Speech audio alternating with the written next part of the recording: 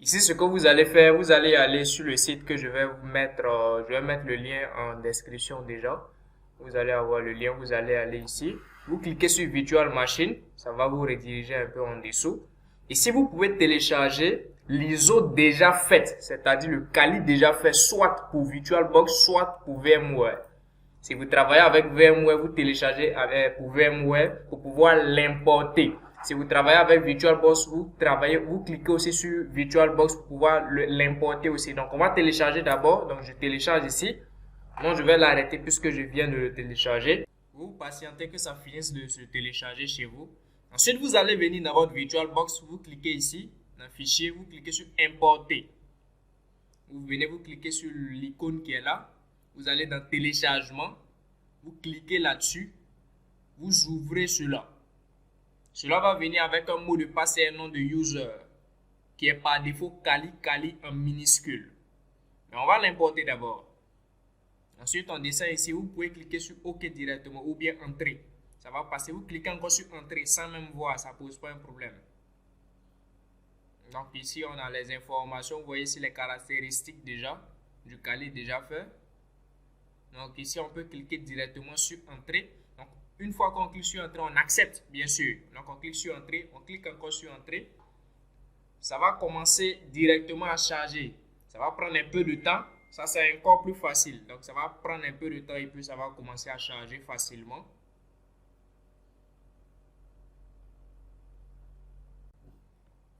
Ok, donc on patiente ici que l'importation puisse se faire. Bon, j'ai un peu accéléré, mais chez vous, ça va prendre un peu de temps. Ça va prendre un peu de temps, mais pas trop de temps en tant que tel, au fait. Voilà, on patiente ici tout simplement, ça va s'importer. C'est notamment plus facile que de faire l'installation, parce que lorsque vous faites l'installation aussi, ça vous permet d'apprendre sûrement, mais bon, ça perd aussi beaucoup de temps, parce que ça peut vous prendre 2 heures pour le téléchargement, 3 heures pour l'installation, ça vous fait 5 heures de temps. Mais avec ça, ça vous fait 2 heures pour le téléchargement, 30 minutes ou 15 minutes pour l'importation ou bien pour l'installation et vous travaillez. Donc ça vous fait 2h15 et l'autre ça vous fait plus de 5 heures de temps. Donc on choisit cette option-là pour pouvoir aller vite. Mais si on veut par exemple apprendre les méthodologies pour pouvoir installer Kali Linux, c'est là que maintenant on fait l'installation normale. Mais là il faut télécharger l'ISO, vous avez déjà le cours également là-dessus.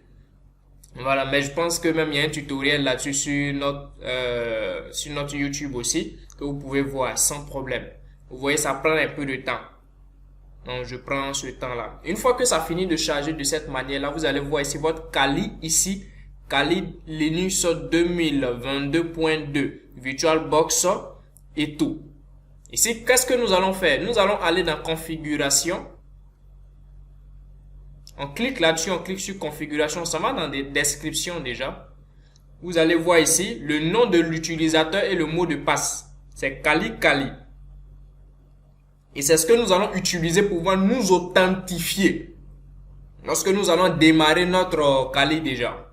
Donc on va s'authentifier ici. Donc ici déjà on fait quoi? On laisse démarrer notre Kali déjà, on patiente un peu, ça prend des fois un peu de temps, bon, ça prend un peu de temps, mais à la base tout va se faire, voilà, tout va se faire, on patiente un peu juste, bien, le démarrage a déjà débuté, on va l'afficher,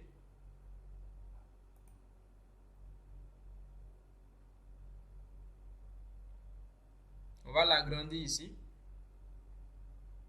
et on patiente juste. Vous allez voir que l'installation qu'on a l'habitude de faire se fait plus facilement maintenant. Et vous n'avez pas besoin de vous fatiguer la tête.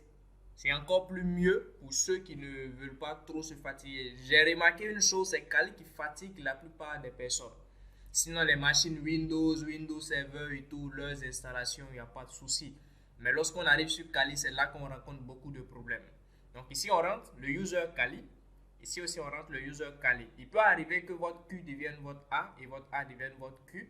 Mais ne vous inquiétez pas pour ça. Login.